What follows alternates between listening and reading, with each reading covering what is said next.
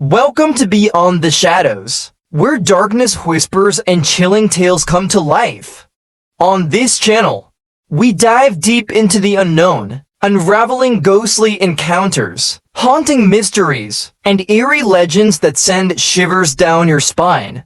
Tonight, we bring you the chilling tale The Yellow Wallpaper. Crafted by the imaginative mind of Charlotte Perkins Gilman, prepare yourself for a journey into the shadows, where every word lingers and every silence echoes with the unknown. Turn down the lights, settle in, and let the story begin. The Yellow Wallpaper. It is very seldom that mere ordinary people like John and myself secure ancestral halls for the summer. A colonial mansion, a hereditary estate, I would say a haunted house, and reach the height of romantic felicity, but that would be asking too much of fate. Still, I will proudly declare that there is something queer about it. Else, why should it be let so cheaply? And why have stood so long untenanted? John laughs at me. Of course, but one expects that in marriage. John is practical in the extreme. He has no patience with faith, an intense horror of superstition, and he scoffs openly at any talk of things not to be felt and seen and put down in figures. John is a physician, and perhaps I would not say it to a living soul. Of course, but this is dead paper and a great relief to my mind. Perhaps that is one reason I do not get well faster. You see, he does not believe I am sick. And what can one do if a physician of high standing and one's own husband assures friends and relatives that there is really nothing the matter with one but temporary nervous depression, a slight hysterical tendency? What is one to do? My brother is also a physician and also of high standing, and he says the same thing. So I take phosphates or phosphites, whichever it is, and tonics, and journeys, and air, and exercise, and am absolutely forbidden to work until I am well again. Personally, I disagree with their ideas. Personally, I believe that congenial work, with excitement and change, would do me good. But what is one to do? I did write for a while in spite of them. But it does exhaust me a good deal having to be so sly about it, or else meet with heavy opposition. I sometimes fancy that in my condition, if I had less opposition and more society and stimulus, but John says the very worst thing I can do is to think about my condition, and I confess it always makes me feel bad. So I will let it alone and talk about the house. The most beautiful place. It is quite alone, standing well back from the road, quite 3 miles from the village. It makes me think of English places that you read about, for there are hedges and walls and gates that lock, and lots of separate little houses for the gardeners and people. There is a delicious garden. I never saw such a garden, large and shady, full of box-bordered paths, and lined with long grape-covered arbors with seats under them. There were greenhouses, too, but they are all broken now. There was some legal trouble, I believe, something about the heirs and co-heirs. Anyhow, the place has been empty for years. That spoils my ghostliness. I am afraid. But I don't care. There is something strange about the house. I can feel it. I even said so to John one moonlight evening, but he said what I felt was a draft, and shut the window. I get unreasonably angry with John sometimes. I'm sure I never used to be so sensitive. I think it is due to this nervous condition. But John says if I feel so, I shall neglect proper self-control. So I take pains to control myself before him, at least, and that makes me very tired. I don't like our room a bit. I wanted one downstairs that opened on the piazza and had roses all over the window, and such pretty old-fashioned chintz hangings. But John would not hear of it. He said there was only one window and not room for 2 beds, and no near room for him if he took another. He is very careful and loving, and hardly lets me stir without special direction. I have a scheduled prescription for each hour in the day. He takes all care from me, and so I feel basely ungrateful not to value it more. He said we came here solely on my account, that I was to have perfect rest and all the air I could get. Your exercise depends on your strength.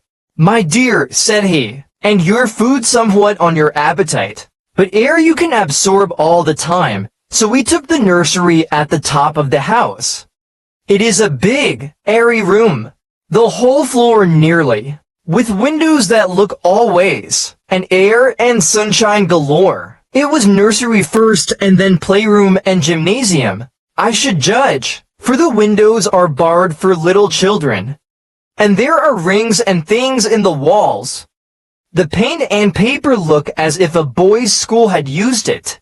It is stripped off the paper in great patches all around the head of my bed, about as far as I can reach, and in a great place on the other side of the room low down. I never saw a worse paper in my life. One of those sprawling flamboyant patterns committing every artistic sin. It is dull enough to confuse the eye in following, pronounced enough to constantly irritate and provoke study. And when you follow the lame, uncertain curves for a little distance, they suddenly commit suicide, plunge off at outrageous angles, destroy themselves in unheard of contradictions. The color is repellent, almost revolting, a smoldering, unclean yellow, strangely faded by the slow-turning sunlight. It is a dull yet lurid orange in some places, a sickly sulfur tint in others. No wonder the children hated it. I should hate it myself if I had to live in this room long. There comes John, and I must put this away. He hates to have me write a word. We have been here 2 weeks, and I haven't felt like writing before.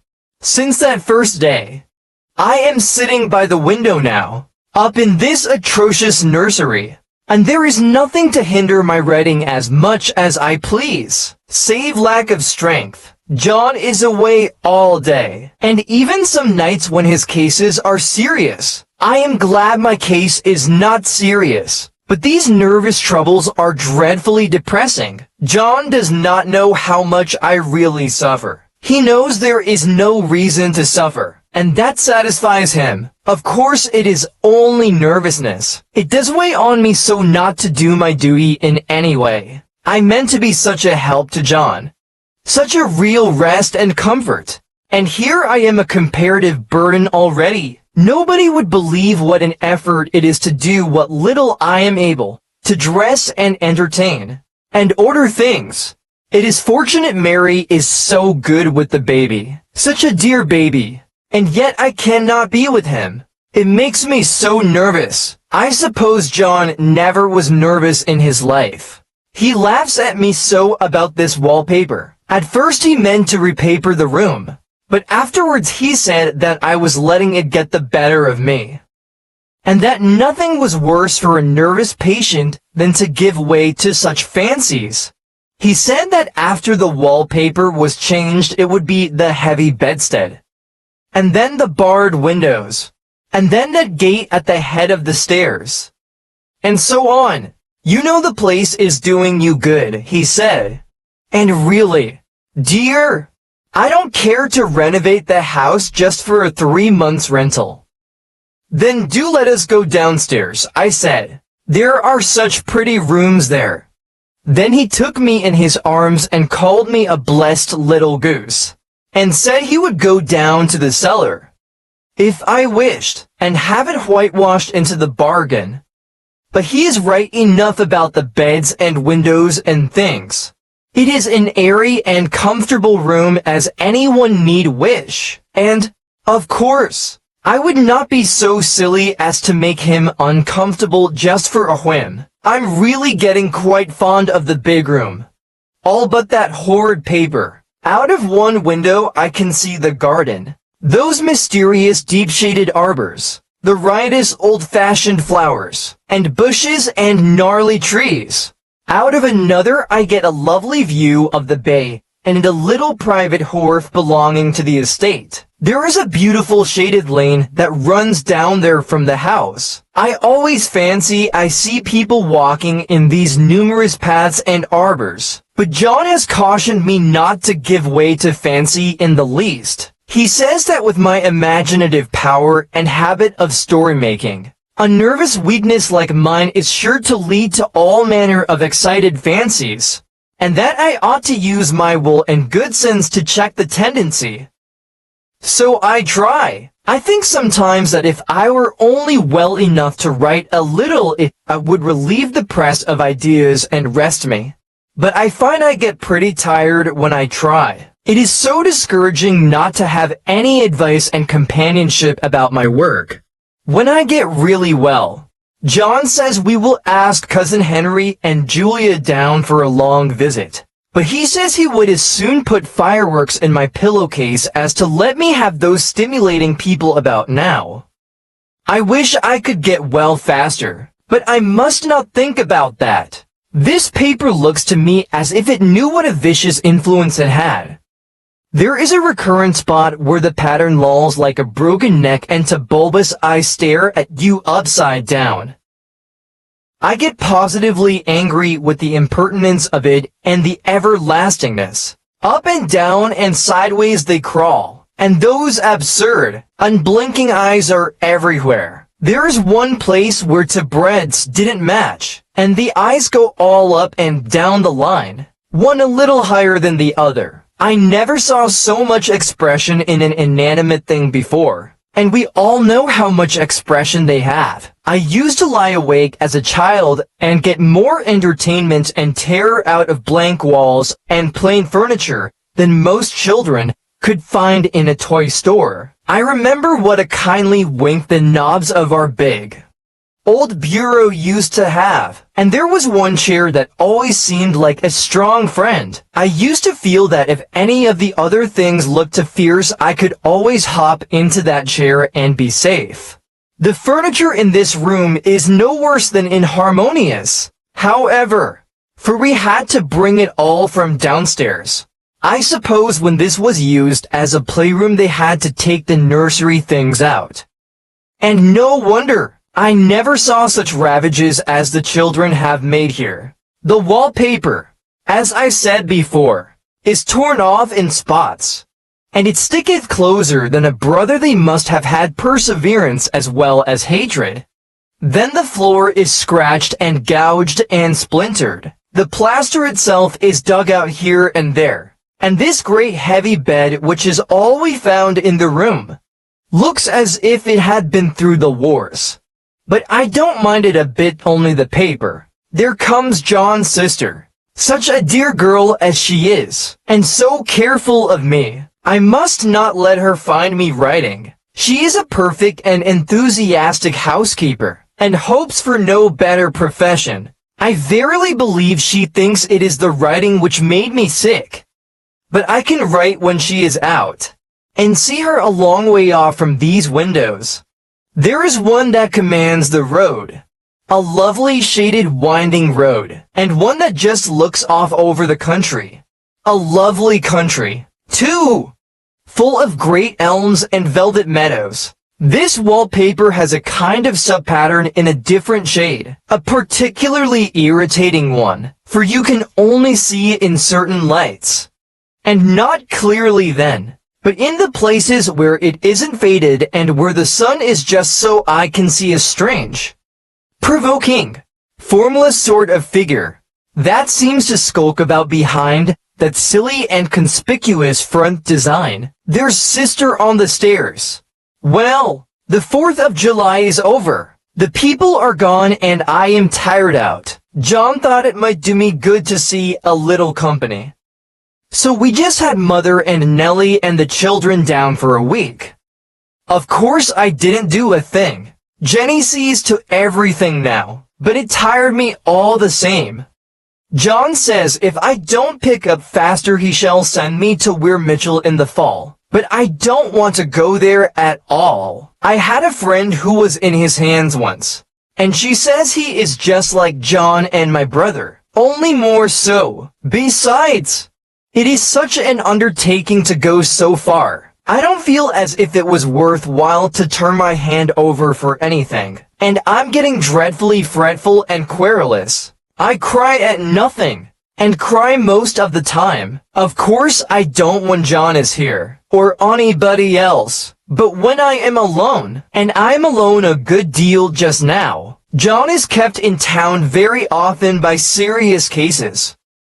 And Jenny is good and lets me alone when I want her to. So I walk a little in the garden or down that lovely lane, sit on the porch under the roses, and lie down up here a good deal. I'm getting really fond of the room in spite of the wallpaper. Perhaps because of the wallpaper. It dwells in my mind so. I lie here on this great immovable bed, it is nailed down. I believe and follow that pattern about by the hour. It is as good as gymnastics. I assure you, I start, we'll say, at the bottom, down in the corner over there where it has not been touched, and I determine for the 1000th time that I will follow that pointless pattern to some sort of a conclusion. I know a little of the principle of design, and I know this thing was not arranged on any laws of radiation, or alternation, or repetition, or symmetry, or anything else that I ever heard of. It is repeated, of course, by the breadths, but not otherwise. Looked at in one way, each breadth stands alone. The bloated curves and flourishes a kind of debased Romanesque with delirium tremens go waddling up and down in isolated columns of fatuity. But, on the other hand, they connect diagonally, and the sprawling outlines run off in great slanting waves of optic horror. Like a lot of wallowing seaweeds in full chase, the whole thing goes horizontally. Too, at least it seems so. And I exhaust myself in trying to distinguish the order of its going in that direction. They have used a horizontal breadth for a frieze, and that adds wonderfully to the confusion. There is one end of the room where it is almost intact, and there, when the cross lights fade and the low sun shines directly upon it, I can almost fancy radiation. After all, the interminable grotesques seem to form around a common center and rush off in headlong plunges of equal distraction. It makes me tired to follow it. I will take a nap, I guess. I don't know why I should write this. I don't want to. I don't feel able. And I know John would think it absurd. But I must say what I feel and think. In some way it is such a relief. But the effort is getting to be greater than the relief. Half the time now I am awfully lazy, and lie down ever so much. John says I mustn't lose my strength, and has me take cod liver oil and lots of tonics and things, to say nothing of ale and wine and rare meat. Dear John, he loves me very dearly, and hates to have me sick. I tried to have a real earnest reasonable talk with him the other day, and tell him how I wish he would let me go and make a visit to Cousin Henry and Julia. But he said I wasn't able to go, nor able to stand it after I got there, and I did not make out a very good case for myself, for I was crying before I had finished. It is getting to be a great effort for me to think straight. Just this nervous weakness, I suppose. And dear John gathered me up in his arms, and just carried me upstairs and laid me on the bed, and sat by me and read to me till it tired my head. He said I was his darling and his comfort and all he had, and that I must take care of myself for his sake, and keep well. He says no one but myself can help me out of it, that I must use my will and self-control, and not let any silly fancies run away with me. There's one comfort. The baby is well and happy, and does not have to occupy this nursery with the horrid wallpaper. If we had not used it, that blessed child would have. What a fortunate escape! Why, I wouldn't have a child of mine, an impressionable little thing, live in such a room for worlds. I never thought of it before, but it is lucky that John kept me here after all. I can stand it so much easier than a baby. You see, of course I never mention it to them any more I am to Wise, but I keep watch of it all the same. There are things in that paper that nobody knows but me, or ever will. Behind that outside pattern, the dim shapes get clearer every day. It is always the same shape, only very numerous. And it is like a woman stooping down and creeping about behind that pattern. I don't like it a bit. I wonder I begin to think I wish John would take me away from here. It is so hard to talk with John about my case, because he is so wise, and because he loves me so. But I tried it last night. It was moonlight. The moon shines in all around just as the sun does. I hate to see it sometimes. It creeps so slowly, and always comes in by one window or another. John was asleep and I hated to waken him. So I kept still and watched the moonlight on that undulating wallpaper till I felt creepy. The faint figure behind seemed to shake the pattern, just as if she wanted to get out. I got up softly and went to feel and see if the paper did move. And when I came back, John was awake. "What is it? Little girl," he said.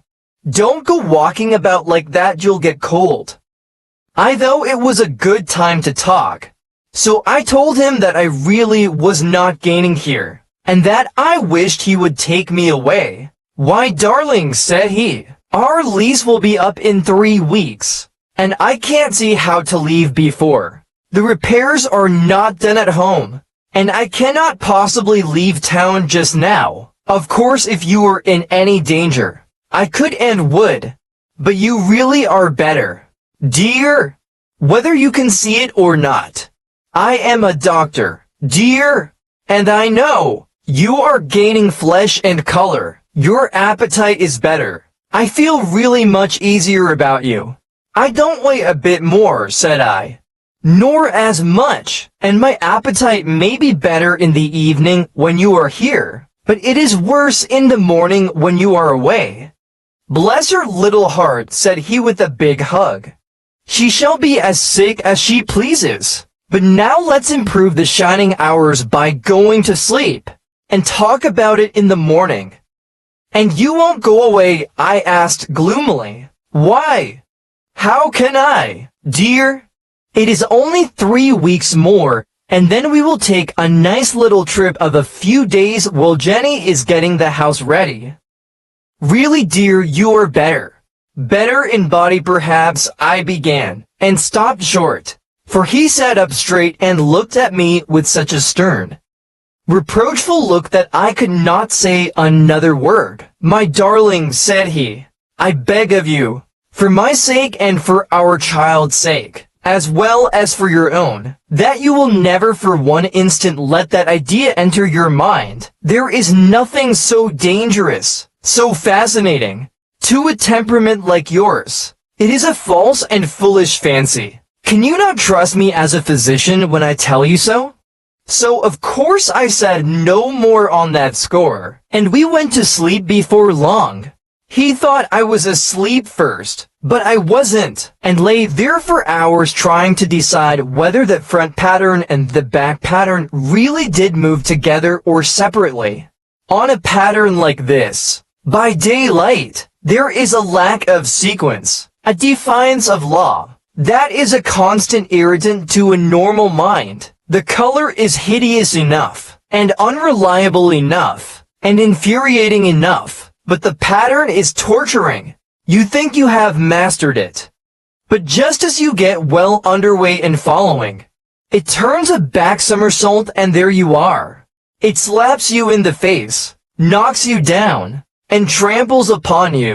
It is like a bad dream. The outside pattern is a florid arabesque, reminding one of a fungus. If you can imagine a toadstool in joints, an interminable string of toadstools, budding and sprouting in endless convolutions, why, that is something like it. That is. Sometimes, there is one marked peculiarity about this paper, a thing nobody seems to notice but myself, and that is that it changes as the light changes. When the sun shoots in through the east window, I always watch for that first long, straight ray. It changes so quickly that I never can quite believe it. That is why I watch it always. By moonlight the moon shines in all night. When there is a moon I wouldn't know it was the same paper. At night in any kind of light. In twilight, candlelight, lamplight, and worst of all by moonlight, it becomes bars. The outside pattern I mean. And the woman behind it is as plain as can be. I didn't realize for a long time what the thing was that showed behind that dim sub-pattern. But now I am quite sure it is a woman. By daylight she is subdued, quiet. I fancy it is the pattern that keeps her so still. It is so puzzling. It keeps me quiet by the hour. I lie down ever so much now. John says it is good for me, and to sleep all I can. Indeed, he started the habit by making me lie down for an hour after each meal. It is a very bad habit, I am convinced. For you see, I don't sleep, and that cultivates deceit. For I don't tell them I'm awake, oh no. The fact is I am getting a little afraid of John. He seems very queer sometimes. And even Jenny has an inexplicable look. It strikes me occasionally, just as a scientific hypothesis, that perhaps it is the paper. I have watched John when he did not know I was looking, and come into the room suddenly on the most innocent excuses. And I've caught him several times looking at the paper. And Jenny too. I caught Jenny with her hand on it once. She didn't know I was in the room.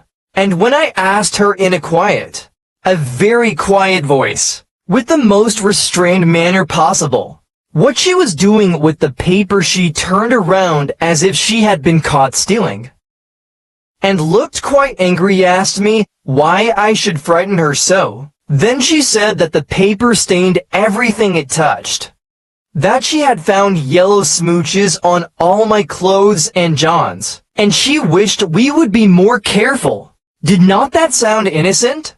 But I know she was studying that pattern, and I am determined that nobody shall find it out but myself.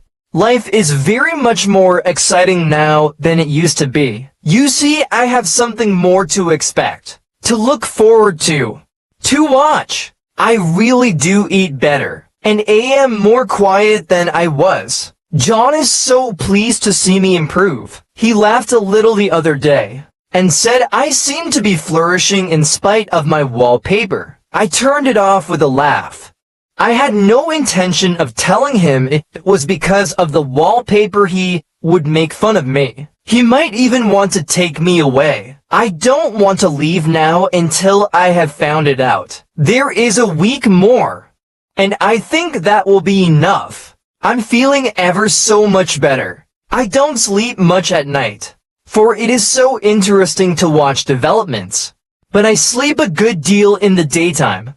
In the daytime it is tiresome and perplexing. There are always new shoots on the fungus, and new shades of yellow all over it. I cannot keep count of them, though I have tried conscientiously. It is the strangest yellow. That wallpaper. It makes me think of all the yellow things I ever saw, not beautiful ones like buttercups, but old foul, bad yellow things. But there was something else about that paper, the smell. I noticed it the moment we came into the room, but with so much air and sun it was not bad. Now we have had a week of fog and rain, and whether the windows are open or not, the smell is here. It creeps all over the house. I find it hovering in the dining room, skulking in the parlor, hiding in the hall, lying in wait for me on the stairs. It gets into my hair. Even when I go to ride, if I turn my head suddenly and surprise it, there is that smell. Such a peculiar odor, too. I have spent hours in trying to analyze it, to find what it smelled like. It is not bad at first, and very gentle, but quite the subtlest, most enduring odor I ever met. In this damp weather it is awful. I wake up in the night and find it hanging over me. It used to disturb me at first. I thought seriously of burning the house to reach the smell. But now I am used to it. The only thing I can think of that it is like is the color of the paper. A yellow smell. There is a very funny mark on this wall. Low down, near the mopboard. A streak that runs round the room. It goes behind every piece of furniture, except the bed. Along, straight, even smooch, as if it had been rubbed over and over. I wonder how it was done and who did it, and what they did it for. Round and round and round, round and round and round, it makes me dizzy. I really have discovered something at last, through watching so much at night. When it changes so, I have finally found out. The front pattern does move and no wonder. The woman behind shakes it. Sometimes I think there are a great many women behind, and sometimes only one, and she crawls around fast, and her crawling shakes it all over. Then in the very bright spots she keeps still, and in the very shady spots she just takes hold of the bars and shakes them hard. And she is all the time trying to climb through. But nobody could climb through that pattern it strangles so. I think that is why it has so many heads. They get through. And then the pattern strangles them off and turns them upside down. And makes their eyes white. If those heads were covered or taken off, it would not be half so bad. I think that woman gets out in the daytime. And I'll tell you why privately I've seen her. I can see her out of every one of my windows. It is the same woman. I know, for she is always creeping. And most women do not creep by daylight. I see her on that long road under the trees, creeping along. And when a carriage comes, she hides under the blackberry vines. I don't blame her a bit. It must be very humiliating to be caught creeping by daylight. I always lock the door when I creep by daylight. I can't do it at night, for I know John would suspect something at once. And John is so queer now, that I don't want to irritate him. I wish he would take another room. Besides, I don't want anybody to get that woman out at night but myself. I often wonder if I could see her out of all the windows at once. But, turn as fast as I can only see out of one at one time. And though I always see her, she may be able to creep faster than I can turn. I have watched her sometimes away off in the open country, creeping as fast as a cloud shadow in a high wind. If only that top pattern could be gotten off from the under one. I mean to try it. Little by little. I have found out another funny thing, but I shan't tell it this time. It does not do to trust people too much. There are only 2 more days to get this paper off, and I believe John is beginning to notice. I don't like the look in his eyes.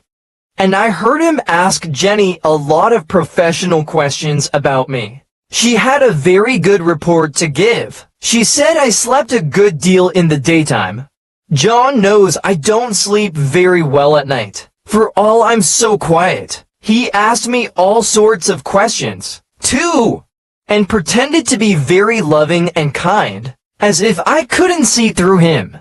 Still, I don't wonder he acts so, sleeping under this paper for 3 months. It only interests me.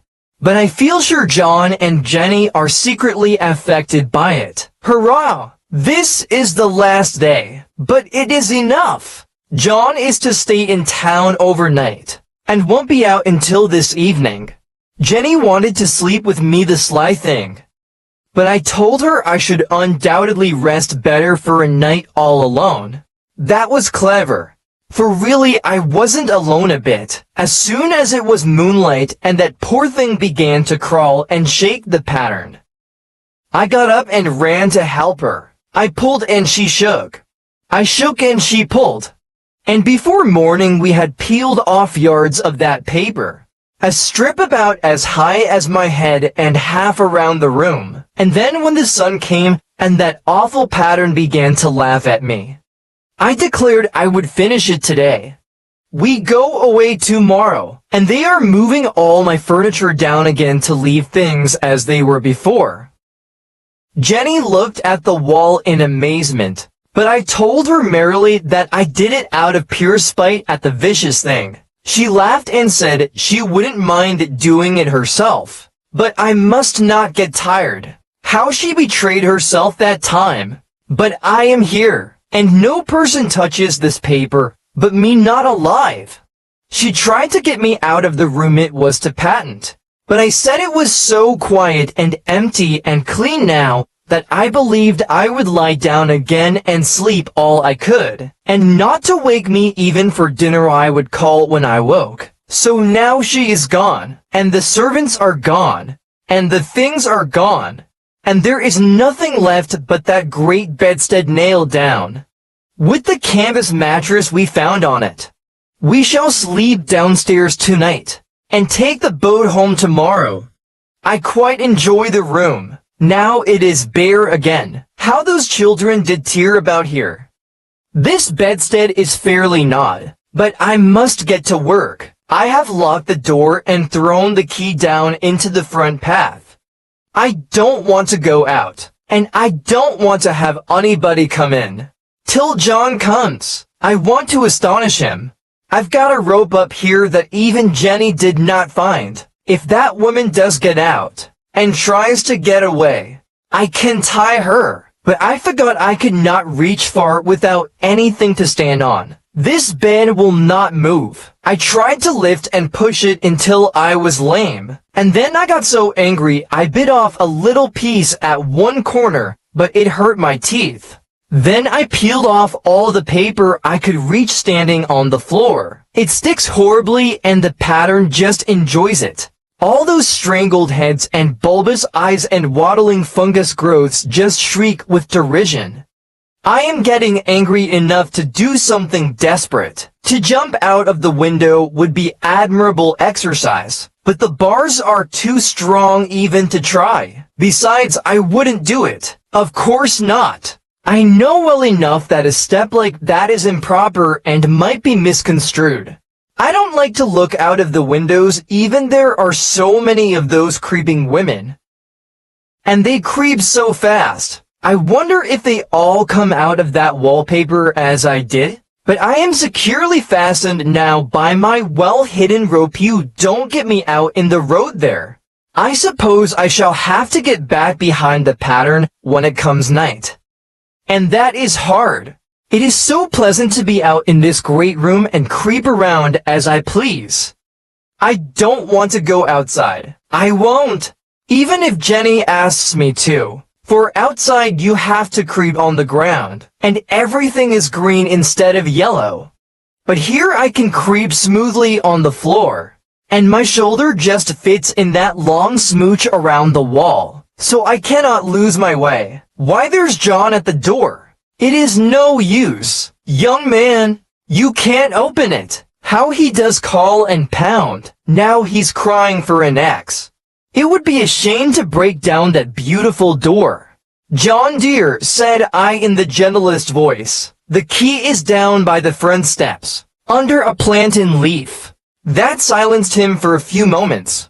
Then he said very quietly indeed, open the door, my darling. I can't, said I. The key is down by the front door under a plantain leaf. And then I said it again, several times, very gently and slowly, and said it so often that he had to go and see. And he got it, of course, and came in. He stopped short by the door. What is the matter? He cried.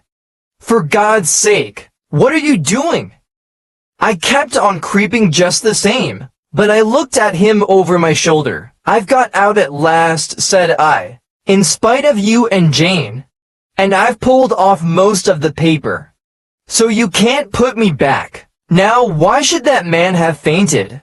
But he did. And right across my path by the wall, so that I had to creep over him every time.